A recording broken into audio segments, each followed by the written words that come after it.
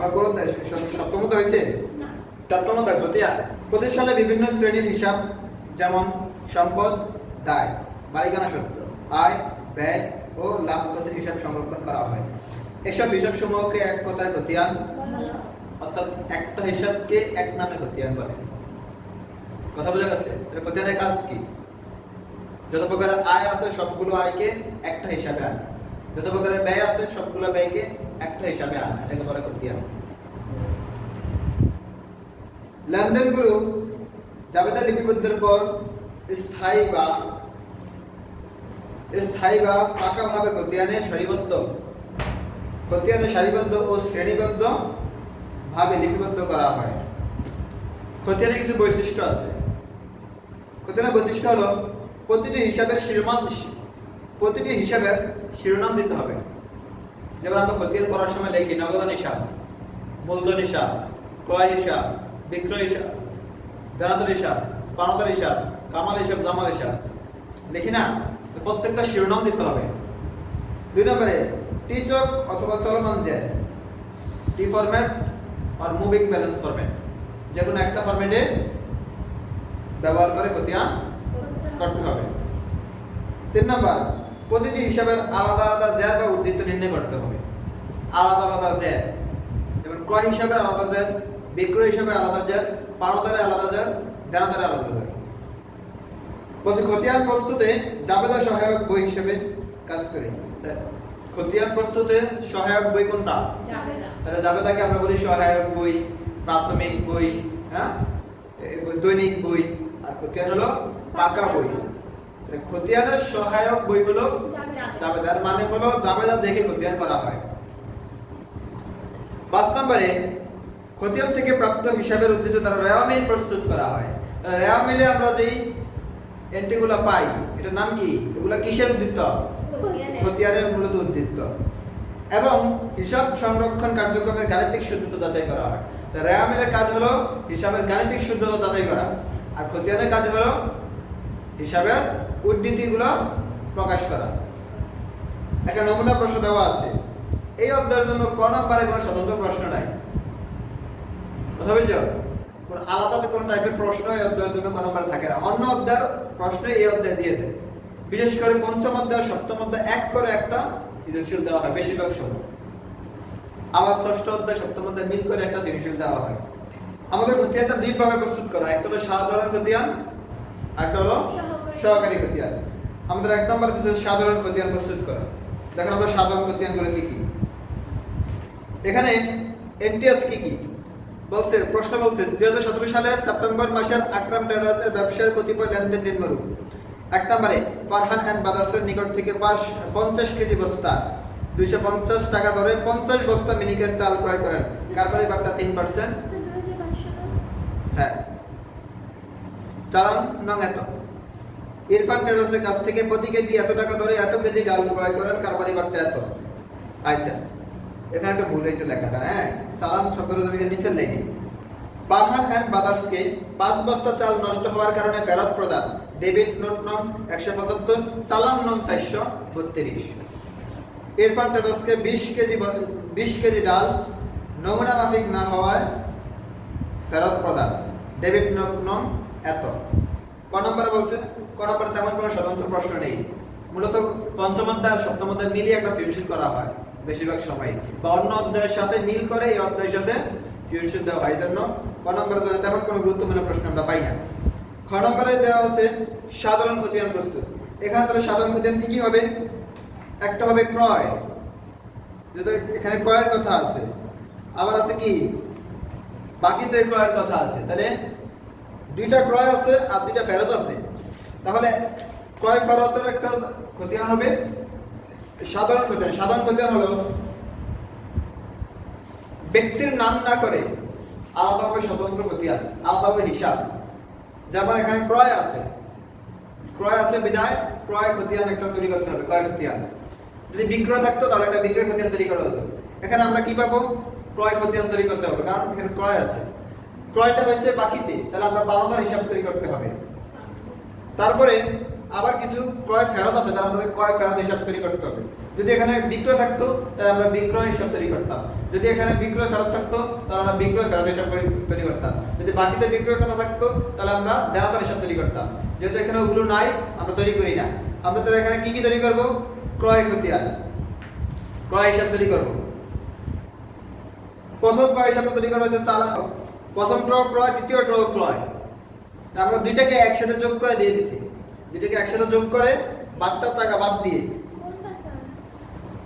ক্রয় হিসাবে দেখেন পাওনাদার হিসাব 1,41,200 টাকা লেখা আছে না?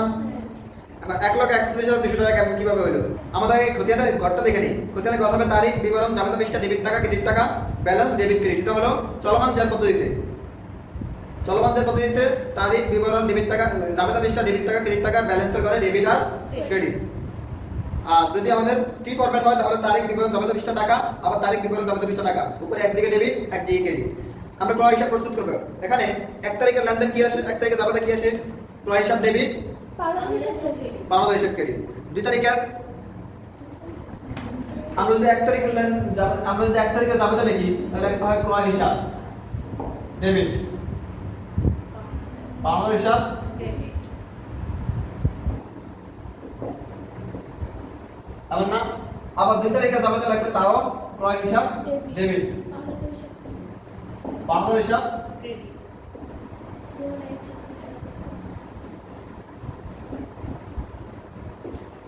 এখন 1 তারিখেরটা কত কত হয়?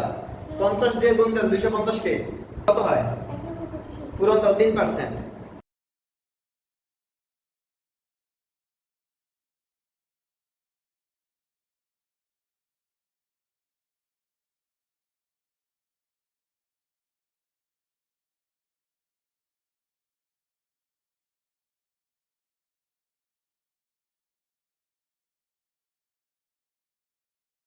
দ্বিতীয় দাবিদার প্রথমটা ক্রয় হিসাব ডেবিট এত টাকা, পাওনাদার হিসাব ক্রেডিট এত টাকা। দ্বিতীয়টা ক্রয় হিসাব ডেবিট এত টাকা, পাওনাদার হিসাব ক্রেডিট এত টাকা। এখন দুইটা যোগ করব,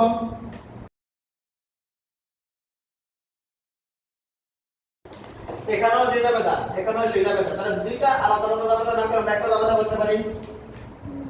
প্রথম ক্রয় হিসাব ডেবিট 1,41,200, পাওনাদার হিসাব ক্রেডিট 1,41,200 টাকা। এখন আমরা করব কি কি হিসাব? ক্রয় হিসাব। তাহলে বিবরণের ঘরে লাগবে বিপরীত নাম। বিপরীত নাম কি? পাওনাদার হিসাব। পাওনাদার হিসাব কত টাকা? 1,41,000। আমাদের 1,41,200 টাকা মিলছে। তাহলে এই যে 1,41,200 টাকা এখানে কত থেকে আসলে বোঝা গেছে? তাহলে প্রথমটা জাবেদা করবে এত টাকা, প্রথমটা হলো 250 2500 টাকা ধরে 50 বস্তা, কার পরিবর্তন 3%। তাহলে 2500 টাকাকে 50 দিয়ে গুণ দিলে তার থেকে 3% এর টাকা বিয়োগ করে 3% টাকা হয় 3,750। তাহলে 1,25,000 থেকে 3,750 টাকা বিয়োগ দিলে 1,21,250। আবার দ্বিতীয়টা হলো ক্রয় হিসাব 100 বস্তা ডাল 200 টাকা ধরে নাকি? 105 বস্তা 200 টাকা ধরে। তাহলে গুণ দিলে তার উপরে বারটা হলো 5%, 5% বারটা আসে 1,050 টাকা। তাহলে 21,000 টাকা থেকে 1,050 টাকা বিয়োগ দিলে পাওয়া যায় 19,950। 19,950। আর যেহেতু আমাদের এখানেও ক্রয় হিসাব আর পাওনাদার হিসাব, এখানেও ক্রয় হিসাব পাওনাদার হিসাব সমজাতীয় হওয়ার কারণে আমরা একটা জাবেদা লিখলাম। দুইটা যোগ করলে ডেবিট দুইটা যোগ করলে হয় 1,41,200 আর ক্রেডিট দুইটা যোগ করলে হয় 1,41,200। এই কারণে আমরা কি করলাম? একসাথে যোগ করে লিখে দিলাম। ঠিক পরবর্তী হলো পাওনাদার হিসাব। পাওনাদার হিসাব করার সময় কি করব? পাওনাদার হিসাব তাহলে 1 ও 2 নাম্বার জাবেদা, 1 ও 2 মিলিয়ে জাবেদা। এবার 4 ও 5 মিলিয়ে জাবেদা আছে আরেকটা, 3 ও 4 মিলিয়ে। 3 তারিখে বলছে 12 তারিখে বলছে ইরফান টেরাসকে নষ্ট হওয়ার জন্য ফেরত, তাহলে কি হবে?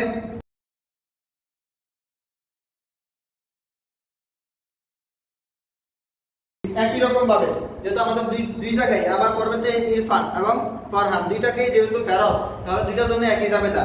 দুইটার টাকা পরিমাণ, একটা হলো 20 কেজি আর একটা হলো 5 বস্তা। দুইটার টাকার অ্যামাউন্ট করলে কত হয়? 1 লক্ষ টাকার অ্যামাউন্ট করলে 14,120 টাকা। ক্রয় যেমন দুইটা ক্রয় হয়েছে, ফেরত দুইটা ফেরত হয়েছে। আমরা দুইটা ফেরত ক্রয় জাবেদা দুইটা ক্রয় জাবেদাকে যেহেতু দুইটা ক্রয়ের টাকাকে যেহেতু আমরা একটা জাবেদা লিখছি, দুইটা ফেরতের টাকাকে আমরা একটা জাবেদায় লিখছি, দুটার অ্যামাউন্ট মিলাইলে 14120 টাকা। এখন আমরা পাওনাদার হিসাব তৈরি করব। পাওনাদার হিসাবে বিবরণে করে প্রথম ধাপে হলো ক্রয় হিসাব ডেবিট, পাওনাদার হিসাব ক্রেডিট। তাহলে বিবরণে করে কি লিখব?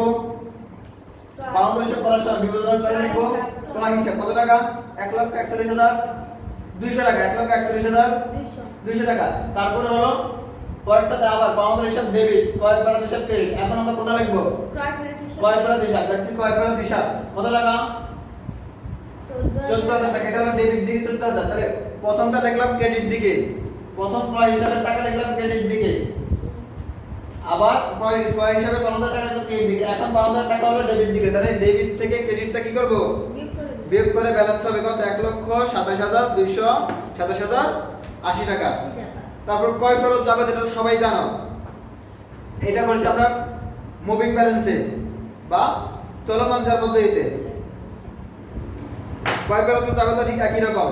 30 তারিখে ক্রয় ফেরত হয়েছে, পাওনাদার বিবিধ পাওনাদার হিসাব 14,000। ক্রয় ফেরত যাবে কি? আমাদের যাবে একটাই। এখন আর ক্রয়ের সাথে যাবে নাই।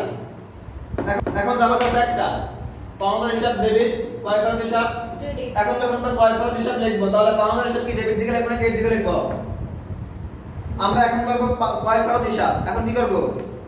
ক্রয় ফেরত হিসাব। তাহলে ক্রয় ফেরত হিসাব এখানে কি ডেবিট না ক্রেডিট? তাহলে টাকা যাবে ক্রেডিট দিকে। বিবরণে করে কি লিখব? পাওনাদার হিসাব বা বিবিধ পাওনাদার হিসাব। আর টাকার অ্যামাউন্ট লিখব কত? 14,120 টাকা। 14,120 টাকা। আর কোনটা আছে ক্রয় ফেরতের সাথে রিলেটেড? আরেকটা না, যেহেতু আমরা দুইটাকে একটাতে নিয়ে গেলাম। তাহলে এবার ক্রেডিট দিকে হলো 14,120 টাকা, ডেবিট দিকে কি কোনো অ্যামাউন্ট আছে? নাই। না থাকলে মুভিং ব্যালেন্সের নিয়ম হলো ক্রেডিট সেলের টাকাটাকে ডেবিট সেলে এনে ব্যালেন্সিং করা। 30 তারিখে হলো ব্যালেন্স সিডি 14,120 টাকা। এই মাসের জন্য যেটা ব্যালেন্স সিডি, পরবর্তী মাসের জন্য সেটা ব্যালেন্স বিডি। এখানে কাজ করা হয়েছে কি ওটা নিচে দেখানো হয়েছে। তারপরে সহকারী জাবেদা। সহকারী জাবেদা হলো প্রত্যেকটা ব্যক্তির হাতে আলাদা আলাদা জাবেদা। ইরফানের সাথে কি করছিল? প্রথমে ইরফানের কাছ থেকে ক্রয় করছে, তারপরে ইরফানকে ফেরত দিয়েছে। ক্রয় করার সময় জাবেদা ছিল কি? ক্রয় হিসাব ডেবিট, ইরফান হিসাব। এখন যখন ইরফান হিসাব লিখবো তখন আমরা বিপরীত নাম কি লিখবো? ক্রয় হিসাব। আর ক্রয় হিসাব ইরফান হিসাব ক্রেডিট হওয়ার কারণে আমরা ব্যালেন্সটা কোথায় লিখবো? ক্রেডিট দিকে। ফরহান, প্রথমে করলাম আমরা ফরহান। ক্রয় হিসাব ডেবিট, ফরহান হিসাব ক্রেডিট। আমরা যদি ফরহান হিসাবের অঙ্ক করি তাহলে ক্রেডিট দিক ফরহান হিসাব ক্রেডিট হয়, আমরা টাকা লিখলাম ক্রেডিট কলামে, টাকা লিখলাম বিপরীত নাম হলো ক্রয় হিসাব। ক্রেডিট দিকে লিখলাম 1,21,250। আবার 12 তারিখে ক্রয় ফেরত, ইরফানে ফেরত দিয়েছে 12,125 টাকা। এখন 12 তারিখে যাবে দেখি ক্রয় ফেরত হিসাব ক্রেডিট, ইরফান হিসাব ডেবিট। তাই আমরা ডেবিট দিকে লিখলাম, যেহেতু আমরা ইরফানে অঙ্ক করি ইরফান হিসাব ডেবিট দিকে লিখলাম 12,125 টাকা, বিপরীত নাম ক্রয় ফেরত হিসাব। এবার প্রথমটা হলো ক্রেডিট, দ্বিতীয়টা হলো ডেবিট। ক্রেডিটের সাইডের অ্যামাউন্ট বড় না ডেবিটের সাইডে অ্যামাউন্ট বড়? ক্রেডিট সাইডে। তাইলে আমরা লিখবো কোন সাইডে? আচ্ছা, ডেবিট আর ক্রেডিট থাকলে কি হয়? বিয়োগ হয়। ডেবিট আর ক্রেডিট থাকলে আর ডেবিট ডেবিট যোগ, ক্রেডিট ক্রেডিট যোগ, ক্রেডিট ডেবিট বিয়োগ। তাহলে আমরা বিয়োগ করলে 1,09,125 টাকা পাই। ঠিক ইরফানের কাজটাও একই রকম। ইরফানের কাজটাও একই রকম। প্রথমে ক্রয় হিসাব লিখবা, কিন্তু টাকা যাবে ক্রেডিট দিকে, যেহেতু ইরফান হিসাব ক্রেডিট, ক্রয় হিসাব ডেবিট। এজন্য বিপরীত নাম রাখলাম ক্রয় হিসাব, কিন্তু ক্রেডিট দিকে যাবে টাকার অ্যামাউন্ট। তার পরবর্তীতে আবার পরবর্তীতে যাবে হলো ক্রয় ফেরত হিসাব ক্রেডিট আর ইরফান হিসাব ডেবিট। এজন্য ডেবিট দিকে ইরফানের করে টাকা লিখলাম, বিপরীত নাম ক্রয় ফেরত হিসাব। এবারও ঠিকই একই রকম, প্রথমটা ক্রেডিট দিকে, পরেরটা ডেবিট দিকে। এজন্য কি করলাম? বিয়োগ করলাম। কোন করে লিখবো? যে করে অ্যামাউন্টটা বেশি। এই মূলত সপ্তম অধ্যায়ের অঙ্ক।